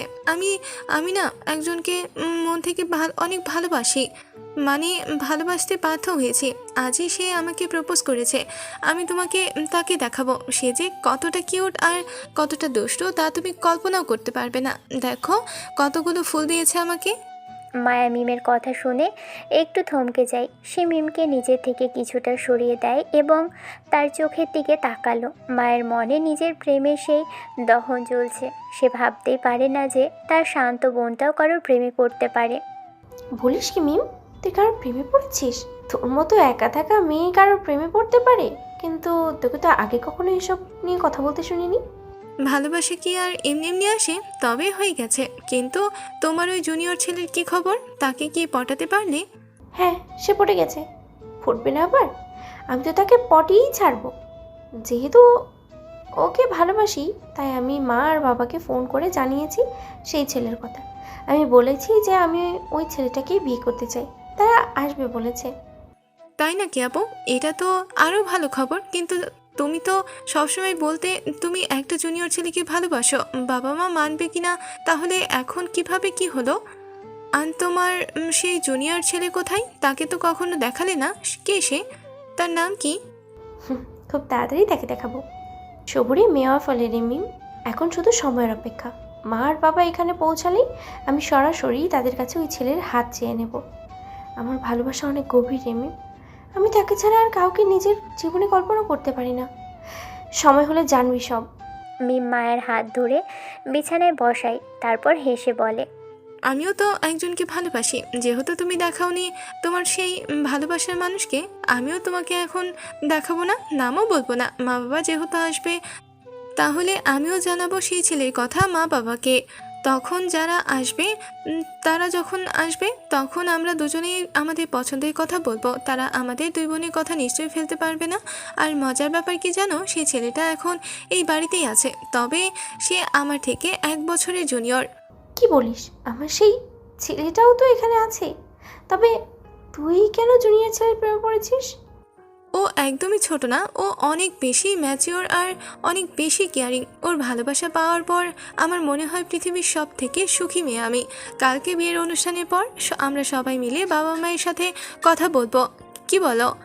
মায়া মিমের কথাই খুব একটা গুরুত্ব দেয় না, কারণ তার নিজের মাথায় তখন প্রিন্সকে নিয়ে হাজারো চিন্তা। মায়া ভাবে মিম হয়তো ছোটোখাটো কোনো ভালো লাগার কথা বলছে, কিন্তু মায়া জানে না যে মিম যার কথা বলছে সে আর কেউ নয়, স্বয়ং প্রিন্স, যাকে মায়া অনেক আগে থেকেই ভালোবাসে। দুই বোন নিজেদের স্বপ্নের জাল বুনতে থাকে, অথচ তারা জানে না যে তাদের লক্ষ্য আসলে একই মানুষ। ওদিকে প্রিন্স তার রুমে একা পায়চারি করছে। তার কপালে চিন্তার ভাঁজ আর শরীর ভয়ে থরথর করে কাঁপছে। মায়ের সাথে এখানে দেখা হওয়ার পর থেকেই তার মস্তিষ্ক কাজ করা বন্ধ করে দিয়েছে। প্রিন্স এখনও জানে না যে মায়া আর মিম আসলে আপন দুই বোন। সে শুধু এতটুকু বুঝতে পারছে যে মায়া ফিরে এসেছে এবং তার পাগলামি আগে থেকেও বেড়েছে। নিজের মনে বলে, এখন আমি কি করব? মায়াপু যদি জানতে পারে আমি মিমকে ভালোবাসি, তবে তো মিমের বড় ক্ষতি হয়ে যাবে। আমি মায়াকে মিমের কথা বলতে পারিনি, কারণ আমি জানি সে কতটা ভয়ঙ্কর হতে পারে। তার জেদ আর হিংসা আগুনের মতো। প্রিন্স জানালার পাশে দাঁড়িয়ে পুরনো এক ঘটনার কথা ভাবতে থাকে। ভার্সিটিতে একবার একটা মেয়ে প্রিন্সের সাথে কিছুটা ঘনিষ্ঠ হওয়ার চেষ্টা করেছিল। মেয়েটা খুব সাধারণ ছিল আর প্রিন্সকে বড় ভাইয়ের মতো সম্মান করত, কিন্তু মায়া সেটা সহ্য করতে পারেনি। মায়া একদিন সে মেয়েটাকে ভার্সিটির সবার সামনে চড় মেরেছিল আর অনেক আজে বাজে কথা বলে অপমান করেছিল। এই মেয়ে, তোর এত বড় সাহস, তুই আমার বয়ফ্রেন্ডের সাথে সাথে থাকিস? জানিস ও আমার কি হয়? অনেক দিন থেকে দেখছি পুতু করছিস। তোরে জানে মেরে ফেলিনি, এটা তোর ভাগ্য। বেয়াদব মেয়ে, একজনের জিনিস নিয়ে টানাটানি করিস। এরপর মায়া আরও চড় মারে মেয়েটাকে। মেয়ে ভয়ে কোনো কথা বলে না। শেষে চেয়ারম্যানের কাছে মায়া বানিয়ে অনেক কথাই বলে মেয়েটার নামে, ফলে মেয়েটাকে ভার্সিটি ছাড়তে বাধ্য করেছিল। প্রিন্স সেই দিন মায়ের আসল বিষয়টা বুঝতে পারে। সে বুঝেছিল যে মায়া তাকে নিয়ে কতটা পজিটিভ। প্রিন্স এই জন্য বলেনি মিমের কথা। মায়া যদি একবার টের পায় যে মিম নামের কোনো মেয়ের সাথে আমার সম্পর্ক হয়েছে, তবে সে আমাকে তো কিছু বলবে না, কিন্তু মিমকে ছাড়বে না। অথচ আমি মিমকে এক মুহূর্তের জন্য চোখের আড়াল করতে চাই না। আমি কিভাবে এই পরিস্থিতি সামলাবো? একদিকে আমার বোন নিশির বিয়ে, আর অন্যদিকে এই দুই মেয়ের মাঝখানে আমি পিষ্ট হচ্ছে। মায়া কেন আমাকে এইভাবে ভালোবাসে? কেন সে বুঝতে পারছে না যে ভালোবাসা জোর করে পাওয়া যায় না? প্রিন্স নিজের চুল মুঠো করে ধরে বসে পড়ে। সে ভাবতে থাকে কিভাবে নিজেকে সব কিছু থেকে দূরে রাখা যায়, কিন্তু পালানোর কোনো পথ নেই। মায়া তাকে 1 সপ্তাহ সময় দিয়েছিল, আর সেই সময় মনে হচ্ছে এখন শুরু। সেদিন বন্ধুরা তাকে বাঁচিয়ে নিয়ে গিয়েছিল, কিন্তু এবার কি হবে? প্রিন্স ঠিক করে যে সে এখনই মিমকে কিছু বলবে না। মিম অনেক নরম মনের মেয়ে। সে যদি জানতে পারে যে তার জন্য কোনো মেয়ে এমন করছে, তবে আরও একটা ঝামেলা বাঁধবে। আমাকে শান্ত থাকতে হবে। কালকে নিশিয়াপুর বিয়ে, কালকের দিনটা কোনো মতে পার করতে হবে। মায়ের সামনে আমাকে এমন ভান করতে হবে যেন আমি তাকে এখনও ভয় পাই, আর মিমের সামনে আমাকে স্বাভাবিক থাকতে হবে। কিন্তু এটা কি সম্ভব? একই সাথে আগুন আর পানির মধ্যে কিভাবে থাকবো আমি? সে ঘরের আলো নিভিয়ে দেয়। অন্ধকারের মধ্যে মায়ের রাগী মুখ আর মিমের সেই মায়াবী হাসি বারবার তার চোখের সামনে ভেসে ওঠে। প্রিন্স পায়চারি করতে করতে ক্লান্ত হয়ে বিছানায় শুয়ে পড়ে। তার কানে এখনও বাজছে মায়ের সেই কথা। তোমাকে আমি আর হারাতে চাই না প্রিন্স, তোমাকে আমি আমার করেই ছাড়বো। প্রিন্স চোখ বন্ধ করে মিমের হাসি মাখা মুখটা মনে করার চেষ্টা করে, কিন্তু বারবার মায়ের ফ্যাকাশে আর রাগী চেহারাটাই সামনে চলে আসে। আজ নিশিয়াপুর বিয়ের মূল অনুষ্ঠান। পুরো বাড়ি সাজানো হয়েছে। গেটের সামনে বিশাল তোরণ। মেহমানদের আনাগোনায় তিল ধারণের জায়গা নেই। প্রিন্স আজ সাদা রঙের একটা কাজ করা শেরওয়ানি পরেছে। তাকে দেখতে রাজপুত্রের মতোই লাগছে, কিন্তু তার মনের ভিতর চলছে এক ভয়াবহ সাইক্লোন। তার দুশ্চিন্তার কোনো শেষ নেই। প্রিন্স যখনই একটু ফাঁকা পায়, তখনই মিম দূর থেকে ইশারা করে তাকে ডাকতে শুরু করে। মিমের পরনে আজ লাল আর সোনালি কাজের ভারী লেহেঙ্গা। তাকে দেখতে অপার্থিব সুন্দরী লাগছে। প্রিন্স যখনই মিমের দিকে এক পা এগোয়, ঠিক তখনই কোথা থেকে মায়া আবির্ভূত হয়। মায়া বারবার নানা উছিলায় প্রিন্সকে নিজের কাছে ডাকছে। প্রিন্স একবার মিমের দিকে তাকাচ্ছে, আবার পরক্ষণে মায়ের ডাকে সেদিকে ফিরে তাকাচ্ছে।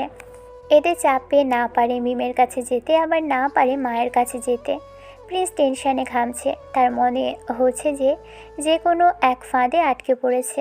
মিমের চোখগুলো খুশিতে চকচক করছে, আর মায়ের চোখে সেই পুরনো পজিটিভনেস। হঠাৎ মিম ভিড় ঠেলে এগিয়ে আসে। প্রিন্সের কবজি শক্ত করে ধরে সে টেনে নিয়ে যায় প্যান্ডেলের একদম পিছনের একটা নিরিবিলি আড়ালে। মিম বেশ জোরেই শ্বাস নিচ্ছে। তার ঠোঁটে, তার চোখে কিছুটা অভিমান। কি ব্যাপার তোমার? এমন দূরে দূরে কেন থাকছো তুমি? আমি বারবার ডাকছি আর তুমি অন্যদিকে পালিয়ে বেড়াচ্ছ। আমাকে কি আর তোমার ভালো লাগে না? না মিম, তেমন কিছু না। আসলে অনেক মেহমান আসছে তো, তাই একটু ব্যস্ত ছিলাম। তুমি হঠাৎ আমাকে এইভাবে টেনে আনলে কেন? কেউ দেখে ফেলবে তো। দেখুক, আমি তো আমার ভালোবাসার মানুষের সাথেই আছি। জানো প্রিন্স, আজ তোমাকে খুব সুন্দর লাগছে। তোমাকে দেখার পর থেকে আমার মাথা কাজ করছে না। আর শোনো, আমার মায়া আপু এসেছে এখানে। ওই যে দেখো স্টেজের পাশে দাঁড়িয়ে আছে না, ওইটা তোমার বড় আপু নিশির সাথে। নিশি আপুর বেস্ট ফ্রেন্ড হলো আমার নিজের বড় বোন মায়া আপু। এটা নিশ্চয়ই জানো। প্রিন্স যেন আকাশ থেকে পড়ে, তার পায়ের নিচের মাটি সরে যাচ্ছে। সে এক পলক মায়ার দিকে তাকায়।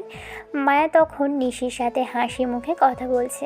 প্রিন্সের সারা শরীর অবশ হয়ে আসছে। মিম আর মায়া আপন বোন, একথা শোনার জন্য প্রিন্স মোটেও প্রস্তুত ছিল না। আমি তোমার কথা আপুকে বলেছি, কিন্তু আপু তোমার নাম বলেনি। কারণ জানো, আপু একজনকে পাগলের মতো ভালোবাসে, কিন্তু সেই ছেলেকে এখনও কাউকে দেখায়নি। তাই আমি ভাবলাম আমি কেন আগে তোমার পরিচয় বা নাম বলবো। আপু সবসময় ওই ছেলেটার কথাই ভাবে। ছেলেটা নাকি এই বিয়ে বাড়িতেই কোথাও আছে। চলো তো আমরা সবাই মিলে সেই ছেলেটাকে খুঁজে বের করি। আপুকে অনেক কষ্ট দিয়েছে ছেলেটা, সে নাকি আপুকে পাত্তাই দিতে চায় না। প্রিন্স বড় একটা ঢোক গিলল। সে বুঝতে পারছে না কি বলবে। সে কোনো রকমেই নিজেকে সামলে নেয়, কারণ সে ভালো করেই জানে এর বোন মায়া যাকে ভালোবাসে সে হলো প্রিন্স নিজেই। কি হলো, কথা বলছো না কেন? আচ্ছা থাক না, আমি পরে খুঁজবো। তোমার আপু কি তাকে সত্যি অনেক ভালোবাসে? মানে সে কি খুব সিরিয়াস? হ্যাঁ অবশ্যই, আপু অনেক জেদি। সে বলেছে ছেলেটাকে সে জোর করে হলেও নিজে করে চায়, আর আমাদের বংশের মেয়েরা যা চায় তা আদায় করে ছাড়ে। আচ্ছা প্রিন্স, তুমি আমাকে কেমন ভালোবাসো? আমি তোমাকে অনেক ভালোবাসি মিম, কিন্তু এখন এসব কথা থাক না। তুমি কাকে ভালোবাসো? আমি তো তোমাকে ভালোবাসি, অনেক বেশি ভালোবাসি। জোর করে হলেও তোমাকে আমি আমার করে চাই। আমি তোমার বউ হতে চাই প্রিন্স। এতটা সহজে কি আমি আমার ভালোবাসার জন্য কাউকে ভালোবাসা অন্য কাউকে হতে দিব? একদম না। আর একটা কথা শোনো, আমি বাবাকে আমাদের সম্পর্কের কথা বলেছি। ওনারা কালকে এখানে আসবে, বুঝেছো? তুমিও আজই তোমার বাবা মাকে সব জানিয়ে দাও। আমি তোমাকে হাতছাড়া করতে পারবো না। প্রিন্স এবার সত্যিই ভয় পায় মিমকে। সে যতটা শান্ত ভেবেছিল সে এখন এতটাই জেদি হয়ে কথা বলছে। মিম আর মায়া যে একই রক্ত তা এখন প্রিন্স হাড়ে হাড়ে টের পাচ্ছে। প্রিন্স কোনো মতেই মিমের থেকে নিজেকে ছাড়িয়ে নেয়। সে দ্রুত পা চালায় ভিড়ের মধ্যে হারিয়ে যাওয়ার জন্য, কিন্তু তার ভাগ্য আর সুপ্রসন্ন নয়। বিয়ের প্যান্ডেলের কাছে পৌঁছতেই মায়া পিছন থেকে তার হাত খামচে ধরে টেনে নিয়ে যায় আরেকটা আড়ালে। কোথায় পালিয়ে যাচ্ছ প্রিন্স? আমি কতক্ষণ ধরে তোমাকে ডাকছি, তোমাকে খুঁজছি। তোমার সাহস তো কম না আমাকে এড়িয়ে চলছো? মায়াপু, আপনি কি করছেন? মেহমানটা দেখছে তো, দয়া করে হাত ছাড়ুন। প্রিন্সের কথা শুনে মায়া তাকে দেয়ালের সাথে চেপে ধরে, তারপর বলে, চুপ একদম। ভয় পাচ্ছ কেন? তোমাকে কি আমি খেয়ে ফেলেছি? ওই যে মেয়েটাকে দেখছো, লাল লেহেঙ্গা পরে হাসছে, ও আমার ছোট বোন মিম। শুনলাম ও নাকি এখানে একটা ছেলেকে ভালোবাসে, কিন্তু সেই অপদার্থ যে আমার বোনের পিছে ঘুরছে তাকে খুঁজছি আমি। চলো তো আমার সাথে, ওকে একটু খুঁজে বের করি। প্রিন্স ভিতরে ভিতরে কাঁপছে। মায়া নিজেই নিজের বোনের প্রেমিকের খুঁজতে বলছে তারই প্রেমিকের কাছে, অথচ মায়া জানে না তার ছোট বোনের প্রেমিক স্বয়ং প্রিন্স। আর শোনো প্রিন্স, আমি আমার বাবা মাকে জানিয়েছি যে আমি তোমাকে ভালোবাসি। ওনারা কালকে এখানে পৌঁছাবে। তারা আমার সুখের জন্য সব কিছু করতে পারে। তারা আসলে সরাসরি তোমার বাবা মায়ের সাথেই কথা বলবেন এবং আমাদের বিয়ের ব্যবস্থা করবেন। মনে রাখবে প্রিন্স, যদি তুমি তাদের সামনে কোনো উল্টোপাল্টা কথা বলো তবে তোমার খবর আছে। আমি তোমাকে ওই অন্ধকার ঘরে আবারও নিয়ে যাব এবং এবার আর কেউ তোমাকে বাঁচাতে পারবে না। মায়াপু, আপনি কেন বুঝতে পারছেন না যে ভালোবাসা জোর করে হয় না? এসব বাদ দেন আপু। তোমাকে না বলেছি আপু বলবা না, আমাকে নাম ধরে রাখবে, আর বেশি বকবা না। তোমার মা বাবাও জানে আমি তোমাকে কতটা ভালোবাসি, ওনারাও রাজি হবে। কালকে যেন তোমার মুখে আমার নাম ছাড়া ওর অন্য কিছু আর না শুনি। আমি তোমাকে আমার স্বামী হিসেবেই দেখতে চাই। প্রিন্স স্তব্ধ হয়ে দাঁড়িয়ে থাকে। দুই বোন তাকে দুই দিক থেকে টেনে ধরেছে, একজন ভালোবাসার দাবিতে আর অন্যজন জেদার অধিকারের দাবিতে, অথচ দুজনেই জানে না যে তাদের গন্তব্য এক। প্রিন্স বুঝতে পারছে কাল যখন মিমার মায়ের বাবা মা আসবে তখন এই বিয়ের আনন্দ এক ভয়াবহ রণক্ষেত্রে পরিণত হবে।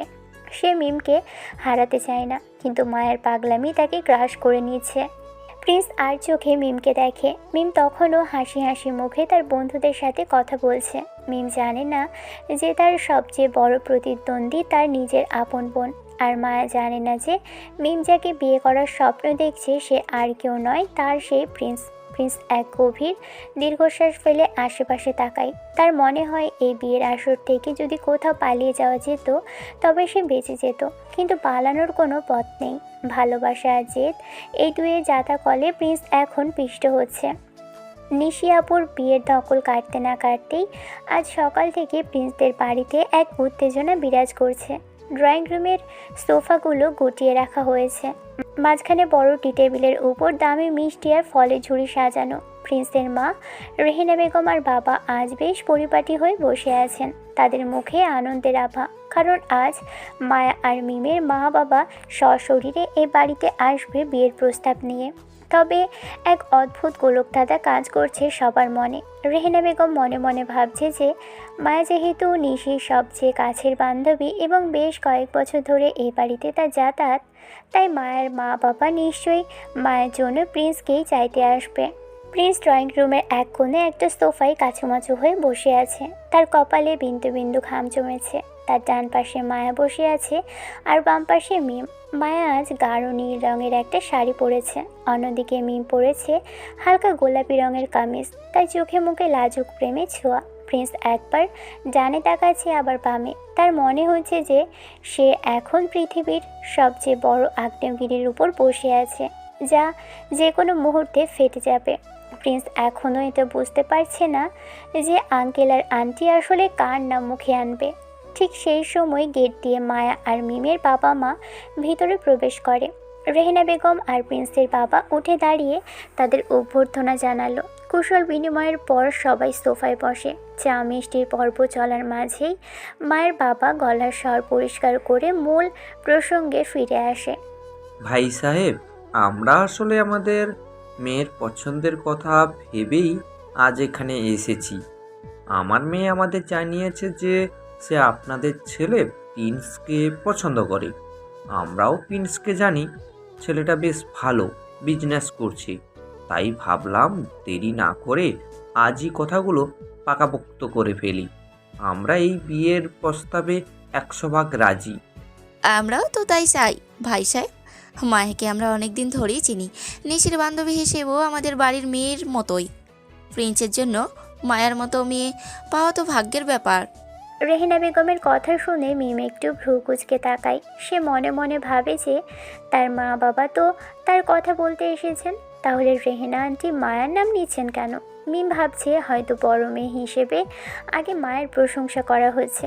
ওদিকে মায়া মনে মনে বিজয়ের হাসি হাসছে। সে ভাবছে প্রিন্স এখন তার হাতের মুঠোয়।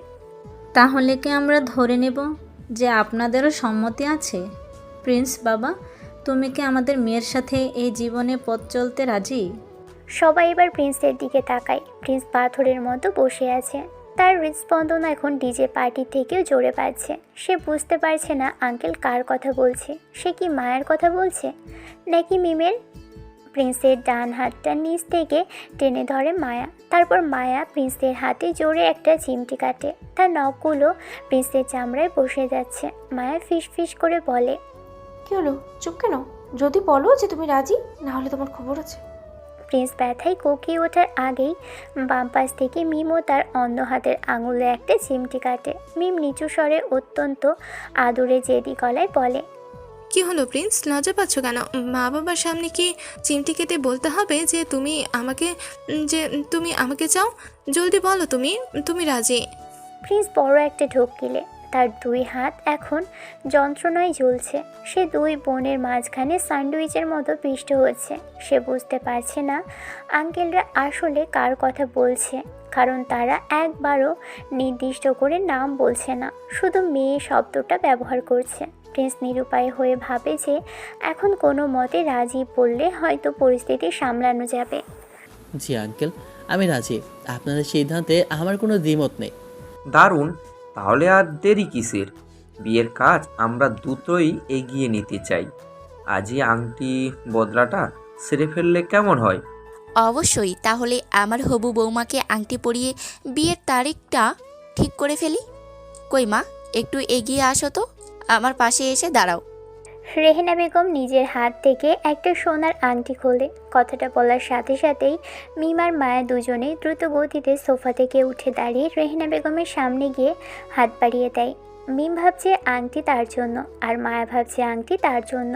পুরো ড্রয়িং রুমে মুহূর্তের মধ্যেই পিনপত নীরবতা নেমে আসে। প্রিন্সের মা আংটি হাতে নিয়ে থমকে যায়। প্রিন্সের বাবা চশমাটা ঠিক করে বিস্ময়ে তাকিয়ে থাকে। প্রিন্স এই সুযোগে সোফা থেকে উঠে কিছুটা দূরে গিয়ে দাঁড়ালো। তার বুক ধড়ফড় করছে। সে জানে এবার ঝড় শুরু হবে। মিম বড় বড় চোখ করে মায়ের দিকে তাকায়, আর মায়ের রাগে মিমের দিকে তাকায়। সবাই যেন কয়েক সেকেন্ডের জন্য জমে গেছে। মিম অবাক হয়ে বলে, মায়া আপু, তুমি কেন হাত বাড়িয়েছো? মা বাবা তো আমার বিয়ের কথা বলতে এখানে এসেছে, তুমি এখানে কেন? কি বললি তুই? তোর বিয়ের কথা? পাগল হয়েছিস মিম? মা বাবা আমার জন্য প্রিন্সের মা বাবার সাথে কথা বলতে এসেছে, তুই মাঝখানে কেন আসছিস? বড় বোনের সামনে ছোট হয়ে হাত বাড়াতে লজ্জা করছে না? কেন লজ্জা করবে আপু? আমি প্রিন্সকে ভালোবাসি, প্রিন্সও আমাকে ভালোবাসে। তুমি কেন এসব বাজে বাজে কথা বলছো? মা বাবাকে তো আমি নিজেই বলেছি প্রিন্সের কথা। তুই কি পাগল হয়েছিস? আমি মা বাবাকে বলে এসেছি এখানে আসতে, প্রিন্সকে বিয়ে করতে চাই। তুই মাঝখান থেকে এসব কি কথা বলছিস? এক মিনিট, তোমরা কি বলছো এসব? মায়া, মিম, তোমরা দুজনেই প্রিন্সকে ভালোবাসো? আর ভাই সাহেব, আপনারা কার জন্য প্রস্তাব এনেছেন? আরে আমরা তো বড় মেয়ে মায়ার কথাই ভেবেছি। ওই তো আমাদের ফোন করে জেদ ধরে বলল প্রিন্সের কথা। আমরা তো জানি না যে মিমও একই ছেলেকে পছন্দ করে। কিন্তু মিম, ও ফোন করে বলেছিল যে সে একটা ছেলেকে ভালোবাসে। মায়ের পরে মিমের জন্য সে বাড়িতে যাব ভেবেছি, কিন্তু এখন তো দেখছি ঘটনা অন্য। মায়া আর মিম একে অপরের দিকে তাকিয়ে মায়ের রেগে চিৎকার করে বলে, তোকে কতবার বলেছি আমি একজনকে পাগলের মতো ভালোবাসি, তুই জানতি না যে সে প্রিন্স? তুই কেন আমার ভালোবাসার মাঝখানে আসলি? তোর সাহস কত বড়! আমি জানবো কি করে যে তোমার সেই জুনিয়র ছেলেটাই প্রিন্স? তুমি তো নাম বলনি কখনো। আর আমি আর প্রিন্স একে অপরকে ভালোবাসি। আমাদের মাঝে কোনো তৃতীয় ব্যক্তির জায়গা নেই আপু। তুমি যদি মায়া আপু না হতে, তবে আজ তোমাকে আমি অন্য কিছু শেখাতাম। কি শেখাতে তুই? তুই তো আমার ছোট বোন, বড় বোনের পছন্দ তুই কেড়ে নিবি? মা বাবা শোনো, আমি প্রিন্সকে ছাড়া বাঁচবো না। ওকে আমি আগে থেকেই নিজের করে রেখেছি। মিম যা বলছে সবই মিথ্যে, ওকে থামাও, না হলে আমি ওকে এখানেই মারবো। তুমি নিজে করে নিবা আর আমি আঙুল চুষবো? আমি যা বলছি সব মিথ্যা নয়। মায়া আপু, তুমি যদি প্রিন্সকে ভালোবাসো তবে সেটা তোমার একতরফা পাগলামি। প্রিন্স আমাকে প্রপোজ করেছে, সে আমাকেই বউ হিসেবে চাই। মা বাবা, তোমরা কি আমার সুখ চাও না? আপুকে বুঝিয়ে নিয়ে চলো। পুরো বাড়িতে এখন দুই বোনের তুমুল ঝগড়া শুরু হয়ে গেছে। প্রিন্সের মা বাবা আর মিম মায়ের মা বাবা একে অপরের মুখের দিকে তাকাচ্ছে। একই ছেলের জন্য আপন দুই বোন এভাবে বিবাদে জড়াবে সেটা কেউ কল্পনাও করেনি। মায়া এখন মিমের চুল ধরে টান দেওয়ার জন্য প্রস্তুত, আর মিমও তার ভালোবাসার জন্য যে কোনো লড়াইয়ে নামতে রাজি। প্রিন্স দূর থেকে দাঁড়িয়ে এই ভয়াবহ দৃশ্য দেখছে আর ভাবছে যে তার জীবনটা সত্যি এখন এক বিরাট ঝামেলার আবর্তে পড়ে গেছে। ড্রয়িং রুমের ভিতর পরিস্থিতি খুবই বিপজ্জনক। মায়া আর মিম একে অপরের দিকে রাগী দৃষ্টিতে তাকিয়ে আছে। মাঝখানে প্রিন্স অপরাধীর মতো মাথা নিচু করে দাঁড়িয়ে। মায়া হঠাৎ মিমের দিকে এক পা এগিয়ে যায়। তার দু চোখ দিয়ে যেন আগুনের ফুলকি বের হচ্ছে। বড় বোনের এমন রূপ দেখে মিমও পিছু হটে না। সে নিজের ভালোবাসার দাবিতে অনড়। তুই জানতি মিম, তুই সব জানতি। তুই জানতি যে আমি প্রিন্সকে পাওয়ার জন্য কতটা পাগল, তবুও তুই ওর সাথে প্রেম করার সাহস দেখালি কি করে? তুই আমার আপন বউ হয়ে আমার পিঠে ছুরি মারলি। আমি কোনো ছুরি মারিনি আপু। আমি প্রিন্সকে ভালোবাসি আর সেও আমাকে ভালোবাসে। তুমি তাকে নিয়ে জোর করছো, তাকে ভয় দেখিয়ে নিজে করতে চেয়েছো। এটা ভালোবাসা নয় আপু, এটা তোমার জেদ। প্রিন্স কোনো খেলনা নয় যে তুমি তাকে চাইলেই কেড়ে নেবে। মুখ সামলে কথা বল মিম। তুই ছোট হয়ে বড় বোনকে জ্ঞান দিচ্ছিস? প্রিন্সকে আমি অনেক আগে থেকেই দেখেছি, ওর ওপরে সবার আগে আমার অধিকার। তুই মাঝখানে এসে সব তছনছ করে দিলি। তুই না আসলে সে জোর করে হলেও আমারই হতো। দুজনের ঝগড়া এখন চরমে পৌঁছেছে। মায়া মিমকে ধাক্কা দেয় আর মিমও পাল্টা মায়ের হাত চেপে ধরে। প্রিন্স একবার ভেবেছিল তাদের থামাতে মাঝখানে যাবে, কিন্তু মায়ের হিংস্র চেহারা দেখে সে স্থির হয়ে দাঁড়িয়ে থাকে। সে জানে এই মুহূর্তে মাঝখানে যাওয়া মানেই নিশ্চিত মার খাওয়া। আত্মীয় স্বজনরা সবাই হতবাক হয়ে এই দৃশ্য দেখছে, কেউ কাউকে থামাতে পারছে না। মায়া আর মিমের মা বাবা নিজেদের কানকেই বিশ্বাস করতে পারছেন না যে তাদের দুই মেয়ে একই ছেলের জন্য এভাবে দাঁড়িয়ে ঝগড়া মারামারি করছে। বেশ কিছুক্ষণ ধস্তাধস্তি আর উচ্চস্বরে ঝগড়া করার পর দুজনে হাঁপিয়ে ওঠে। মায়া সোফার এক কোণে ধপাস করে বসে পড়ে আর মিম অন্য পাশে গিয়ে ফুপিয়ে কাঁদতে থাকে। চারিদিকে এক অদ্ভুত নিস্তব্ধতা নেমে আসে। মায়া হঠাৎ মাথা তুলে প্রিন্সের দিকে তাকায়, তাই চোখের পানি এখন গালের উপর শুকিয়ে রেখা তৈরি করেছে। প্রিন্স কোথায়? প্রিন্স, তুমি সামনে আসো। তুমি জানো না আমি তোমাকে কতটা ভালোবাসি? কিভাবে পারলে তুমি এমনটা করতে? তোমাকে আমি সবসময় আগলে রাখলাম নিজের প্রাণের মতো, আর তুমি কিনা আমার ছোট বোনকে ভালোবাসলে। বেশ, তাহলে তুমি ওকেই বিয়ে করো, আমি তোমার জীবনে আর থাকবো না। কথাটা বলে মায়া হুট করে টেবিলের উপর রাখা ফল কাটার ধারালো ছুরিটা তুলে নেয়। সবাই কিছু বুঝে ওঠার আগেই সে নিজের বাম হাতের কবজিতে জোরে একটা পোজ দিল। সাথে সাথে গলগল করে রক্ত বের হতে শুরু করে। মায়ের এমন কাণ্ড দেখে সারা ঘরে চিৎকার শুরু হয়। মায়ের বাবা আর প্রিন্সের মা দৌড়ে গিয়ে মায়াকে ধরে, কাপড় দিয়ে হাত বাঁধার চেষ্টা করে। প্রিন্স বাবা, দয়া করে মায়ের জন্য রাজি হয়ে যাও। ও তোমাকে সত্যি অনেক বেশি ভালোবাসে। আমার মেয়েটা তোমাকে না পেলে আজই মরে যাবে। দয়া করে ওর জীবনটা বাঁচাও বাবা, আমি তোমার হাত ধরছি। প্রিন্স যখন মায়ের দিকে এগোতে যায় ঠিক তখনই মিম অন্য পাশ থেকে ছো মেরে সেই রক্তমাখা ছুরিটা নিজের হাতে তুলে নেয়। সে মায়ের থেকে আরও বেশি জিদ করে। সে ছুরির ডগা নিজের হাতের চেপে ধরে বলে, ঠিক আছে, আপুর সাথেই ওর বিয়ে দাও। আর আমার বেঁচে থেকে লাভ নেই, দরকার নেই আমার এমন ভালোবাসা যেখানে আমাকে স্যাক্রিফাইস করতে হয়। আমার ভালোবাসা চোখের সামনে আমার বোন নেবে তা হতে দেখতে পারবো না আমি। বলেই মিমও নিজের হাতে জোরে একটা পোজ দেয়। ড্রয়িং রুমের মেঝে এখন রক্তে লাল হয়ে যাচ্ছে। মিমের মা আর প্রিন্সের বাবা মিমের দিকে ছুটে যায়। প্রিন্সের মা কান্নায় ভেঙে পড়ে। মিমের মা প্রিন্সের পা জড়িয়ে ধরার মতো অবস্থা করে। প্রিন্স সরে যায়। মিমের মা বলে, প্রিন্স, দয়া করে মিমের সর্বনাশ করো না বাবা, ও তোমাকে ছাড়া পাগল হয়ে যাবে। ও অনেক নরম মনের মেয়ে। আমার মেয়েটাকে বাঁচাও, তুমি ওকে বিয়ে করো। পরিস্থিতি এখন হাতের বাহিরে। ওদিকে দুজনের সাথে তাল মিলিয়ে প্রিন্সের মা বলছে মায়ের জন্য রাজি হতে, কারণ মায়া নিশির বান্ধবী আর বড় মেয়ে। আবার প্রিন্সের বাবা বলছে মিমের জন্য রাজি হতে, কারণ মিম প্রিন্সের পছন্দের মানুষ। দু পরিবারের কান্নাকাটি আর এই আত্মহত্যার মহড়া দেখে প্রিন্সের মাথার ভিতর যেন হাজারটা ড্রাম একসাথে বাজতে থাকে। সে আর নিতে পারছে না, তার সহ্য ক্ষমতা শেষ হয়ে গেছে। প্রিন্স হঠাৎ চিৎকার করে ওঠে, হয়েছে, অনেক হয়েছে, থামো সবাই। আর কোনো কাহিনী আমি নিতে পারছি না। শোনো সবাই, আমি মায়াকে ভয় পাই। মেয়ে হিসেবে সে দেখতে খুব ভালো, কিন্তু তার স্বভাব ভয়ঙ্কর। আবার মিমকে আমি ভালোবাসি, মায়াও ভালোবাসে আমাকে, মিমও ভালোবাসে আমাকে। কিন্তু তোমরা দুজনে যে আপন বোন এটা আমি আগে জানতাম না। আজ দুই পরিবারই আমাকে চাপ দিচ্ছে কাউকে না কাউকে বিয়ে করতে। আমি তাই এক চূড়ান্ত সিদ্ধান্ত নিয়েছি। সবাই স্থির হয়ে প্রিন্সের দিকে তাকায়। প্রিন্স দীর্ঘশ্বাস ফেলে সবার দিকে একবার তাকালো, তারপর বলে, যেহেতু দুজনেই আমাকে ভালোবাসে আর দুজনেই আমাকে না পেলে নিজেদের মেরে ফেলতে রাজি, তাই সিদ্ধান্ত নিয়েছি বিয়ে করলে আমি দুজনকেই করব, না হলে কাউকেই না। আমার কাউকে লাগবে না, আমি একাই থাকবো, নয়তো দুজনকেই বিয়ে করব। আমার ওপর তোমরা যে নাটক শুরু করেছো তার সমাধান এটাই। তোমাদের বা আমার মা বাবা যদি রাজি থাকে তবে আজই বিয়ে হবে, আর যদি কারো অমত থাকে তবে আমি এখনই এই বাড়ি ছেড়ে চলে যাব। আমার আর কারো দরকার নেই। পুরো ড্রয়িং রুম থমকে যায়। কেউ কোনো কথা বলছে না। সবাই একে অপরের মুখের দিকে তাকাচ্ছে। সমাজ কি বলবে বা লোকে কি ভাববে সেই চিন্তা সবার মাথায়। ঠিক সেই সময় মায়া কাটা হাতটা নিয়ে টলতে টলতে উঠে দাঁড়ায়। সে প্রিন্সের খুব কাছে গিয়ে দাঁড়িয়ে বলে, আমি রাজি। আমার ভালোবাসাকে আমি অন্য কারোর কাছে হারাতে দিতে পারবো না। সে যদি মিমকেও পাশে রাখে আমার তাতে আপত্তি নেই, শুধু প্রিন্সকে আমার চাই। আমি রাজি প্রিন্স। মিমো তার হাতের রক্ত মুছতে মুছতে এগিয়ে আসে। সে মায়ের পাশে গিয়ে দাঁড়ালো। তাই চোখে এখন আর পানি নেই, বরং এক ধরনের জেদ ফুটে উঠেছে। সে বলে, আমিও রাজি। আমি কেন অন্যজনের জন্য আমার ভালোবাসা ছেড়ে দেবো? আপু যখন রাজি আমিও রাজি। আমি প্রিন্সকে ছাড়া এক মুহূর্ত থাকতে পারবো না। দরকার হলে আমরা দুজনে মিলে ওকে আগলে রাখবো।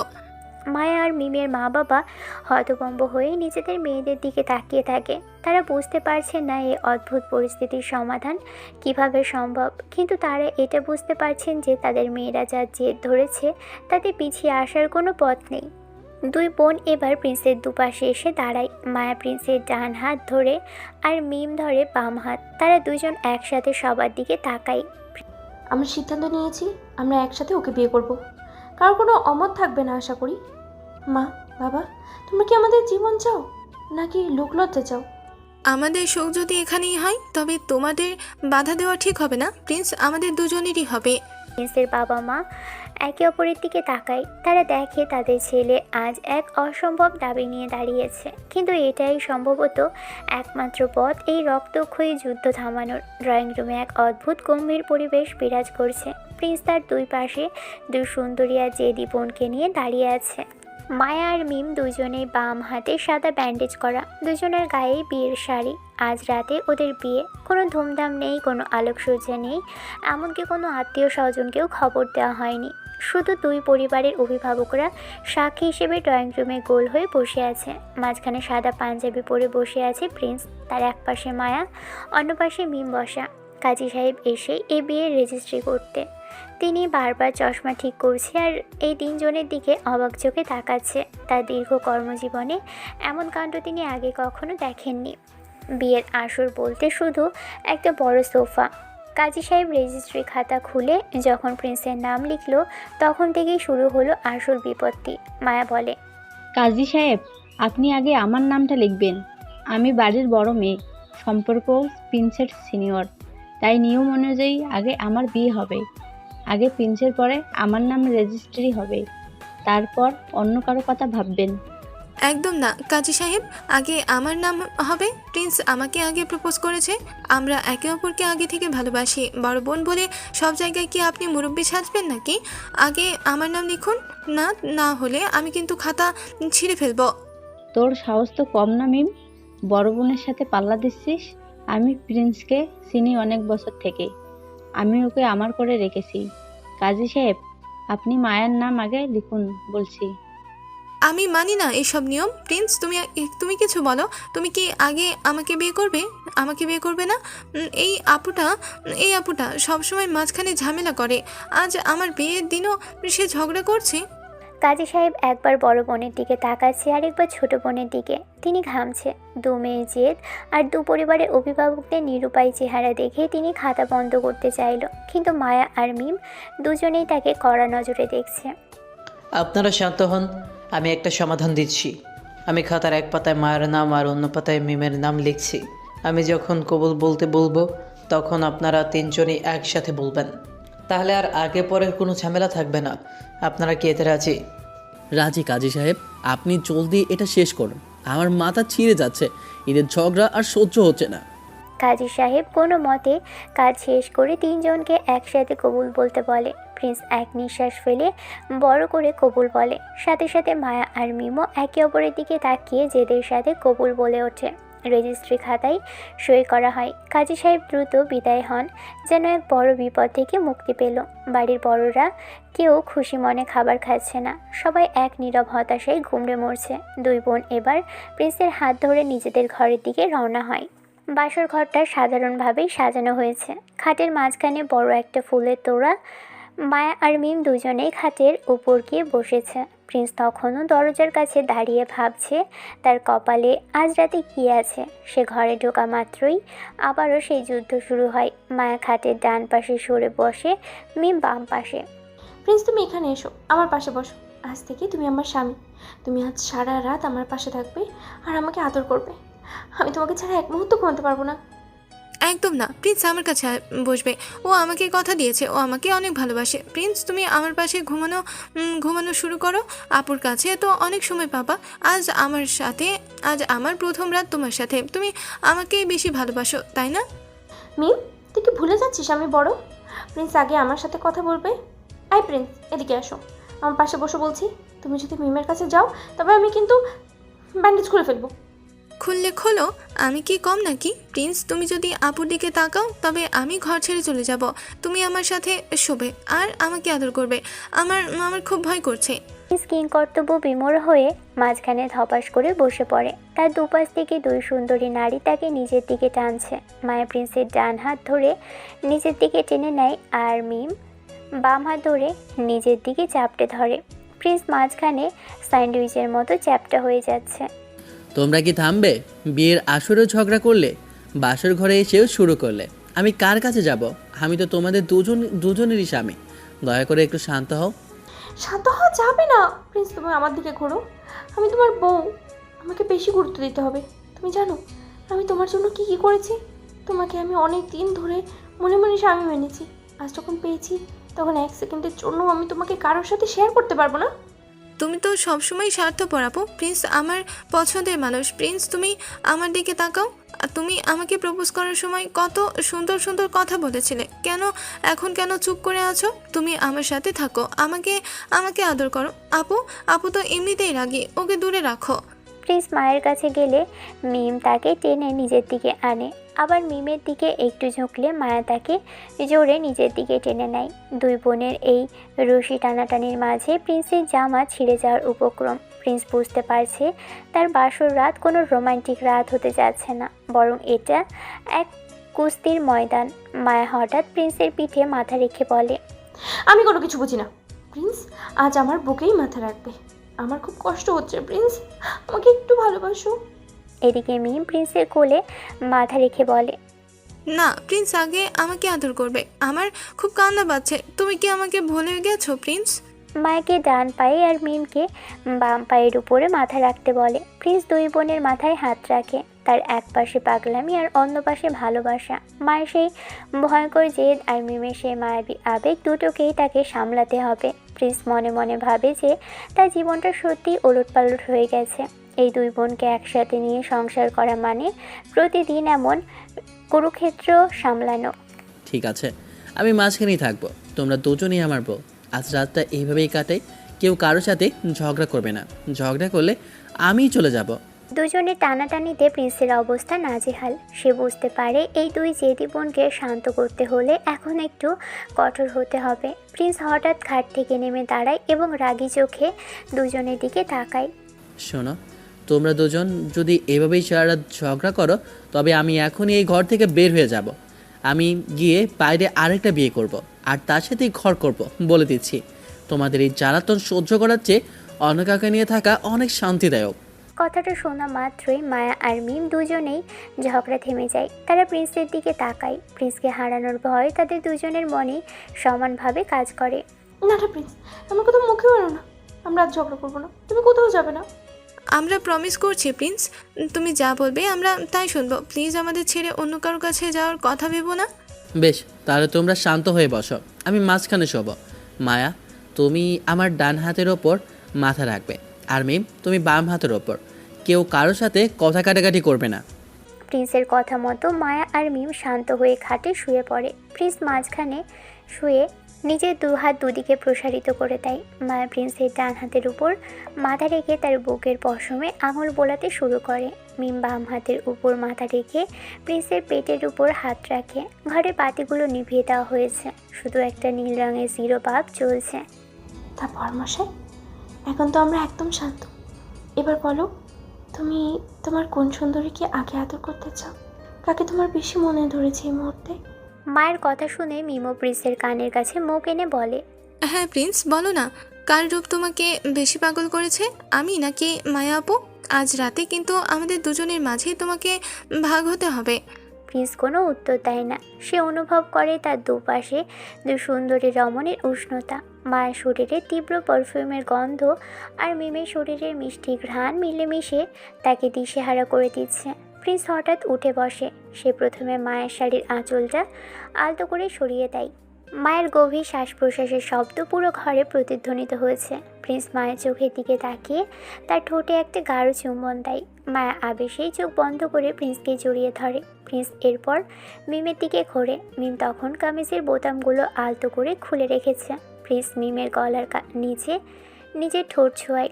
মিম এক অদ্ভুত শিহরণে কেঁপে ওঠে। প্রিন্স মিমের দুই গালে হাত রেখে তার অধরে নিজের তৃষ্ণা মেটায়। দুই বোন এখন প্রিন্সের আদরের বন্যায় ভাসছে। তাদের মধ্যকার ঝগড়া এখন কামনার আগুনে রূপান্তরিত হয়েছে। প্রিন্স, তুমি আজ আমাদের দুজনেরই রাজা। আমাদের উপরে তোমার পূর্ণ অধিকার। আমরা আজ শুধু তোমারই হতে চাই। মিম প্রিন্সের পাঞ্জাবির বোতাম খুলতে খুলতে বলে, আমাদের মধ্যে আর কোনো ফাঁক রেখো না প্রিন্স। আজ রাতে আমরা কোনো বোন নই, আমরা শুধুই তোমার দুই অর্ধাঙ্গিনী। আমাদের দুজনকে তোমার ভালোবাসায় ভরিয়ে দাও। প্রিন্স এবার নিজের পাঞ্জাবিটা খুলে ফেলে। সে একবার মায়াকে কাছে টানে, আবার পরক্ষণে মিমকে নিজের আলিঙ্গনে নেয়। মায়ের পিঠের উপর প্রিন্সের হাতের স্পর্শ আর মিমের কোমরে প্রিন্সের আঙুলের জাদু তাদের দুজনকে এক অন্য জগতে নিয়ে যায়। ঘর জুড়ে এখন শুধু ভালোবাসার নিঃশ্বাসের শব্দ আর গভীর এক নিস্তব্ধতা বিরাজ করছে।